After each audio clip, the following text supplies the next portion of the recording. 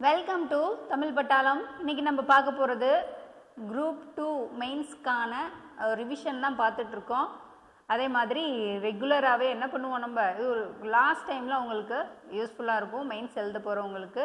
இன்றைக்கி நம்ம பார்க்க போகிற டாபிக் என்ன அப்படின்னா கல்வி அறிவின்மை. அதுதான் பார்க்க போகிறோம். கல்வி அறிவின்மை அப்படிங்கிறது ஒருத்தர் தன்னுடைய அன்றாட வாழ்வில் ஒரு சிறு வாக்கியத்தை கூட எழுதவோ பேசவோ புரிஞ்சிக்க முடியல அப்படின்னா அதுதான் என்னது, கல்வி அறிவின்மை அப்படின்னு சொல்லிட்டு யுனெஸ்கோ சொல்லியிருக்காங்க.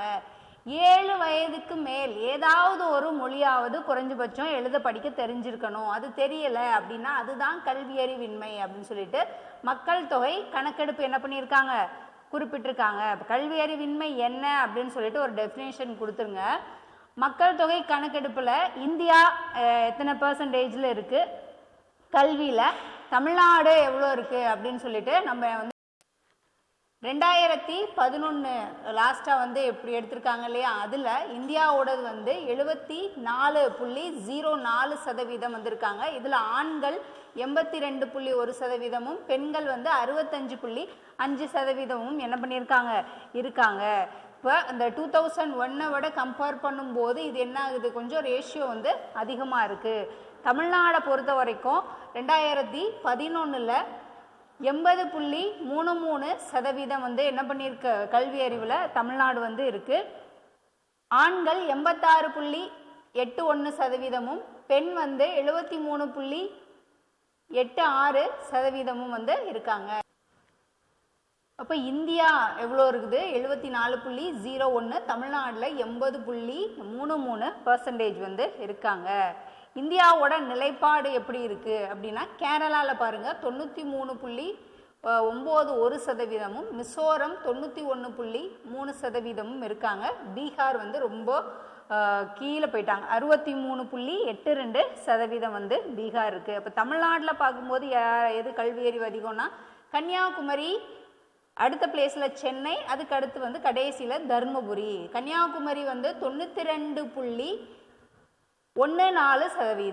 சென்னை 90.33%, தர்மபுரி 64.71%, பீகார் 63.82%, தர்மபுரி 64.71%. தமிழ்நாடு கல்வி அறிவில் 8வது இடத்துல இருக்காங்க. எஸ்டிஜியில் நிலையான நீடித்த வளர்ச்சி இலக்குகளில் நம்மளுக்கு 4ல் சொல்லியிருப்பாங்க இல்லையா, 4ல் என்ன சொல்லியிருப்பாங்க, அனைவரையும் உள்ளடக்கிய கல்வி, தரமான கல்வி கொடுக்கணும், அது அனைவருக்கும் கிடைக்கிற மாதிரி என்ன பண்ணிக்கணும், பார்த்துக்கணும் அப்படின்னு சொல்லியிருப்பாங்க. 70% தான் கல்வி அறிவு அற்றவர்களை கொண்ட மாநிலமாக எது இருக்குது, உத்தரப்பிரதேசம், பீகார், மேற்கு வங்காளம், ஆந்திர பிரதேசம், மத்திய பிரதேசம், ராஜஸ்தான். இதெல்லாம் என்னது 70% கல்வி அறிவு அற்றவர்களை கொண்ட மாநிலங்களாக இந்த மாநிலங்கள் இருக்குது. ஏன் இந்த கல்வி அறிவின்மை ஏற்படுது, காரணங்கள் என்ன அப்படின்னா முதல்ல வறுமை, அப்புறம் வேலையின்மை, இன்னொன்று என்னது முக்கியமானது மக்கள் தொகை பெருக்கம். கல்வி வியாபாரமயமாக்கப்பட்டதுனால பெண்கள் பள்ளிகளுக்கு அனுப்ப மாட்டேங்கிறாங்க. தாய் தந்தையினுடைய குடிப்பழக்கம், ஆசிரியர்கள் இன்மை, கல்விக்குன்னு ஒதுக்கப்படக்கூடிய நிதி ரொம்ப கம்மியாக இருக்குது. மூத்த குழந்தைகள் இளைய குழந்தைகளை கவனிக்கிறனாலையும் அதிகமான கல்வி வாய்ப்புகள் மறுக்கப்படுதுன்னு சொல்லிட்டு என்ன பண்ணியிருக்காங்க, காரணங்கள் கொடுத்துருக்காங்க. அப்போ விளைவுகள் என்ன, இதனால என்ன ஏற்படும், படிக்கலை அப்படின்னா, கல்வி அறிவு இல்லைன்னா குழந்தை தொழிலாளர் பிரச்சனை ஏற்படும், பெண் சிசு கொலை அதிகரிக்கும், மக்கள் தொகை பெருக்கம் அதிகரிக்கிறது, வேலையின்மை அதிகரிக்கிறது, வறுமையின்மை, பொருளாதார வளர்ச்சி இதனால என்ன ஆகுது, முக்கியமாக பாதிக்கப்படுது, குற்றச்செயல்கள் அதிகரிக்க ஆரம்பிக்கும், ஜாதி மத வன்முறைகள் அதிகமாகிறது, குடி போதை பழக்கம் அதிகமாகிறது, மூடப்பழக்க வழக்கங்கள் அதிகரிப்பு, அரசின் திட்டங்கள் குறித்த அறிவின்மையினால இதெல்லாம் என்ன ஆகுது, விளைவுகள் ஏற்படுது. அரசியலமைப்புல நம்மளுக்கு இந்த கல்வி பற்றி என்னென்ன விதிகள் சொல்லியிருக்காங்க அப்படின்னு சொல்லிட்டு பார்க்கலாம். முதல்ல ரொம்ப முக்கியம், இது என்னது, அரசியலமைப்பு விதிகளில் கல்வி சார்ந்த சட்டங்கள் இருக்குது அப்படின்னு 21(a) 6லேருந்து 14 வயது வரை உள்ள குழந்தைகளுக்கு என்ன பண்ணணும், இலவச கட்டாய கல்வி கொடுக்கணும் அப்படின்னு சொல்லியிருப்பாங்க. விதி 45 என்ன சொல்லியிருப்பாங்க, 6 வயதுக்குட்பட்ட அனைத்து குழந்தைகளுக்கும் அட்லீஸ்ட் முன்பருவ கல்வி கிடைக்க செய்யணும் அப்படி சொல்லியிருப்பாங்க. விதி 51(7) என்ன சொல்லியிருக்காங்க, 6லேருந்து 14 வயதுக்கு உட்பட்ட குழந்தைகள் பள்ளியில் சேர்க்கிறது பெற்றோர் மற்றும் பாதுகாவலரினுடைய கடமை. இது எத்தனையாவது சட்ட திருத்தம் மூலமாக கொண்டு வந்திருப்பாங்க? 86வது சட்ட திருத்தம் 2002. என்ன பார்த்துருக்கோம்? கல்வி அறிவின்மைனா என்னன்னு பார்த்தோம். அந்த ரேஷியோ பார்த்தோம். இந்தியா லெவல்லையும் தமிழ்நாடு லெவல்லையும் ரேஷியோவில் இருக்குது.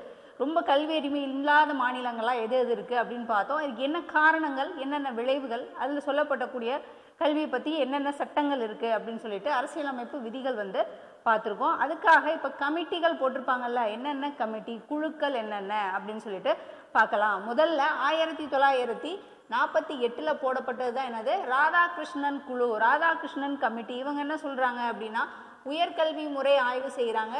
யுஜிசி அமைப்பு இருக்கு இல்லையா, அது அப்புறம் தாய்மொழி பயிற்று மொழியாக இருக்கணும் அப்படின்னு சொல்லிட்டு இவங்க வந்து என்ன பண்ணியிருக்காங்க, அறிக்கை வந்து சமர்ப்பிக்கிறாங்க. அடுத்து லட்சுமண சுவாமி கமிட்டி 1952, 53. இவங்க என்ன சொல்கிறாங்க, இடைநிலை கல்வி பற்றி சொல்லியிருக்காங்க. 5+3+3 பற்றி என்ன பண்ணியிருக்காங்க, குறிப்பிட்டிருக்காங்க. அடுத்து கோத்தாரி கமிட்டி, கோத்தாரி கல்விக்குழு 1964, 10+2+. இடைநிலை கல்வி தொழில்மயமாதல் பற்றி என்ன பண்ணியிருப்பாங்க, இவங்க சொல்லியிருப்பாங்க. ஆச்சாரியா ராமமூர்த்தி கமிட்டி 1990, SC/ST முறைசாரா கல்வி பற்றி குறிப்பிட்டிருப்பாங்க. அருண் கோஷ் 1993, எழுத்தறிவில்லாதோர் கணக்கெடுப்பு நடத்தியிருக்கிறாங்க. NGOக்கு முன்னுரிமை கொடுக்கப்பட்டிருக்கு. யாஷ்பால் கமிட்டி 2009. இவங்க என்ன பண்ணியிருக்காங்க அப்படின்னா உயர்கல்வி ஆய்வு சொல்லியிருக்காங்க. சுப்பிரமணியன் கமிட்டி 2015. இவங்க ஜிடிபியில் 6% வந்து என்ன பண்ணணும், கல்விக்குன்னு ஒதுக்கிறத பற்றி சொல்லியிருப்பாங்க. ஆசிரியர் நுழைவு தேர்வு கட்டாயம், அதை பற்றி குறிப்பிட்டிருப்பாங்க. கடைசியில் கஸ்தூரி ரங்கன் கமிட்டி 2017, புதிய கல்விக் கொள்கை உருவாக்கத்தை பற்றி என்ன பண்ணியிருக்காங்க, இவங்க வந்து குறிப்பிட்டிருக்காங்க. இது வந்து பார்த்துக்கோங்க, இதுதான் கல்விக்காக போடப்பட்ட குழுக்கள். ராதாகிருஷ்ணன் கமிட்டியிலேருந்து ஆரம்பித்து கஸ்தூரி ரங்கன் கமிட்டி வரைக்கும் என்ன பண்ணியிருக்காங்க. இப்போ கல்வி தொடர்பான கொள்கைகள், புதிய கல்விக் கொள்கை, தேசிய கல்விக் கொள்கை அப்படிலாம் பார்த்துருக்கோம் இல்லையா. 1968, 1986, 1992, 2020. இது வந்து 1968 கோத்தாரி கல்விக்குழு பரிந்துரை பண்ணுவாங்க. 2020 கஸ்தூரி ரங்கன் கமிட்டி என்ன பண்ணியிருப்பாங்க, பரிந்துரை பண்ணியிருப்பாங்க. இதெல்லாம் கல்வி தொடர்பான ஒரு கொள்கைகள். இந்த புதிய கல்விக் கொள்கை ஆரம்பிச்சிருக்காங்க இல்லையா, கஸ்தூரி ரங்கன் கமிட்டி, அவங்க என்ன சொல்லியிருக்காங்க அப்படின்னு சொல்லிட்டு பார்க்கலாம். இவங்களுடைய முக்கிய அம்சமாக பாடமுறை 5+3+3 சொல்லியிருக்காங்க. டிஜிட்டல் கல்வி கொண்டு வர்றதை பற்றி சொல்லியிருக்காங்க. தேசிய திறனாய்வு அப்படின்னு சொல்லிட்டு 3, 5, 8 வகுப்புகள் சொல்லியிருக்காங்க.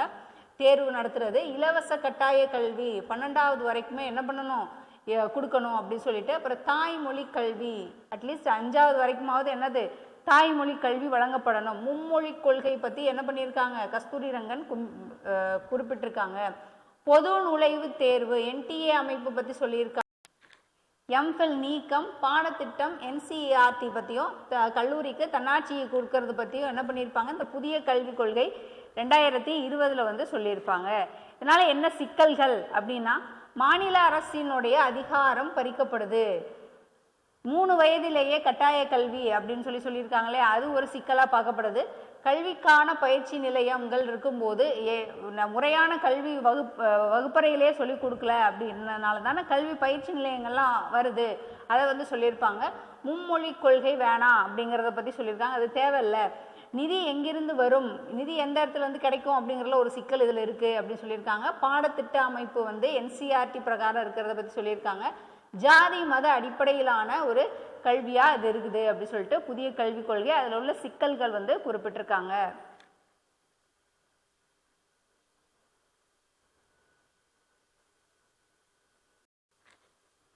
கல்விக்காக கமிட்டி பார்த்தாச்சு. அந்த கல்வியில் புதிய கல்விக் கொள்கை என்ன, அதனுடைய சிக்கல்கள் வந்து என்ன பண்ணியாச்சு, பார்த்தாச்சு. இந்திய அரசினுடைய முயற்சி என்ன இருக்குது, இதனால இந்த கல்விக்காக என்ன முயற்சிகள் எடுத்திருக்காங்க. தேசிய வயது வந்தோர் கல்வி திட்டம் அப்படின்னு சொல்லிட்டு 1978 கொண்டு வந்திருக்காங்க. சர்வ சிக்ஷா அபியான் 2001 SSA கொண்டு வந்திருக்காங்க. அனைவருக்குமான இடைக்கல்வி RMSA 2009, ருஷா கல்வி திட்டம் 2013, மதிய உணவு திட்டம் 1995, கல்விக்கான தனி செயற்கைக்கோள் 2004, RTE 6லேருந்து 14 வயது வரை இலவச கட்டாய கல்வி, பேட்டி பச்சாவ் பேட்டி படாவ் 2015, அப்புறம் சமக்ர சிக்ஷா அப்படின்னு சொல்லிட்டு 2018 இந்திய அரசினுடைய முயற்சிகளாக வந்து கல்விக்காக இதெல்லாம் வந்து பார்க்கப்படுது.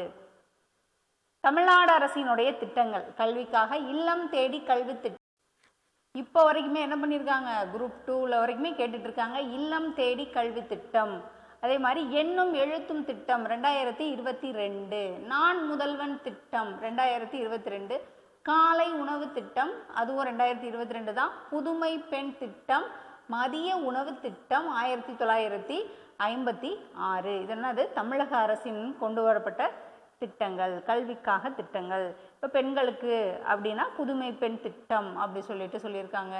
ஆண்களுக்கு அப்படின்னா தமிழ் புதல்வன் திட்டம் அப்படின்லாம் அறிமுகப்படுத்துகிறாங்க இல்லையா. மூவலூர் ராமாமிர்த அம்மையாருடைய திட்டங்களை வந்து புதுமை பெண் திட்டம் அப்படின்னு சொல்லி குறிப்பிடுறாங்க. இதெல்லாம் வந்து என்னது, கல்விக்காக தமிழக அரசினுடைய திட்டங்கள். இதில் டிஜிட்டல் முறையில் கல்வி என்னென்ன கொண்டு வந்திருக்காங்க அப்படின்னா, PM வித்யா யோஜனா 2020, ஆப்ரேஷன் டிஜிட்டல் போர்டு 2019, நிஷ்தா 2019, ஸ்வயம் போர்ட்டல் 2017, ஸ்வயம் பிரபாவோ 2017 தான், ஷாகுன் போர்ட்டல் 2019, பாடசாலை அப்படின்னு சொல்லிட்டு என்ன பண்ணியிருக்காங்க, டிஜிட்டல் முறையில் அறிமுகப்படுத்தியிருக்காங்க. இந்திய உயர்கல்வி ஆணையம் UGCக்கு பதிலாக கொண்டு வரப்பட்டது HECT, தேசிய கல்விக் கொள்கை 2020 இணக்கமாக இருக்குது. இதனுடைய நோக்கம் என்ன அப்படின்னா, இந்த இந்திய உயர்கல்வி ஆணையம் நோக்கம் உயர்கல்வி தரத்தை வந்து உயர்த்தணும், உயர்கல்வியினுடைய தரத்தை வந்து என்ன பண்ணணும், உயர்த்தணும், உயர்கல்வி நிறுவனங்களில் சுயாட்சியை மேம்படுத்தணும், துணைவேந்தருக்கான தகுதி அதை பற்றி சொல்லியிருக்காங்க, நிறுவனங்களுக்கு அங்கீகாரம், மூட உத்தரவு இருக்குது, பட்டம் வழங்குதல், கட்டண ஒழுங்குமுறைகள் பற்றியெல்லாம் என்ன பண்ணியிருக்காங்க, இவங்க வந்து அதை முறைப்படுத்துகிறாங்க. PM ஸ்ரீ பள்ளிகள் 5/9/2022 வந்து 2022 மட்டும் கூட நீங்கள் மென்ஷன் பண்ணிக்கோங்க. தேசிய கல்விக் கொள்கையின் ஆய்வகமாக இது செயல்படுது. 14,500 பள்ளிகள் வந்து தரம் உயர்த்துறாங்க. நவீன உள்கட்டமைப்பு வசதி, அதாவது ஸ்மார்ட் வகுப்பறைகள் கொண்டு வர்றது, அப்புறம் பசுமை பள்ளிகள், கழிவுநீர் மறுசுழற்சி, நீர் பாதுகாப்பு, அதை பற்றியெல்லாம் இது பசுமை பள்ளிகள், PM ஸ்ரீ பள்ளிகள். இங்கே மெயின்ஸ் எழுத போகிறவங்களுக்கு இது என்ன ஆகும், கடைசி நேரத்தில் ஒரு ரிவிஷன் தான் உங்களுக்கு யூஸ்ஃபுல்லாக இருக்கும். என்ன ஃபஸ்ட்டு கல்வி அறிவின்மைனா என்ன, இது என்ன காரணம், அதனால் என்ன விளைவுகள், நம்ம இந்தியா தமிழ்நாடு கல்வியினுடைய ஒப்பீடு பார்த்துக்கோங்க. அதுக்கான போடப்பட்ட கமிட்டிகள், அதுக்காக போடப்பட்ட கொள்கைகள், அது என்னென்ன கொள்கைகள் இருக்குது, அப்புறம் எவ்வளோ பெர்சன்டேஜில் வந்து கல்வியறிவின்மை இல்லாத மாநிலங்கள் வந்து காணப்படுது அப்படிங்கிறது பார்த்துக்கோங்க. டிஜிட்டல் முறையில் கல்வி எப்படி கொடுக்குறாங்க அப்படின்னும், தமிழ்நாடு அரசினுடைய கல்விக்காக போடப்பட்ட திட்டங்கள், இந்திய அரசினுடைய கல்விக்காக போடப்பட்ட திட்டங்கள் அப்படின்னு சொல்லிட்டு என்ன பண்ணுவாங்க, கேட்டாங்க அப்படின்னா அதுக்கேற்ற மாதிரி பிரித்து வந்து என்ன பண்ணிக்கோங்க, பதில் எழுத வந்து கற்றுக்கங்க. நெக்ஸ்ட்டு ரெகுலராகவே ரிவிஷன் பார்த்துட்டே இருப்போம். நெக்ஸ்ட் அடுத்தடுத்த வீடியோவில் பார்க்கலாம். தேங்க்யூ.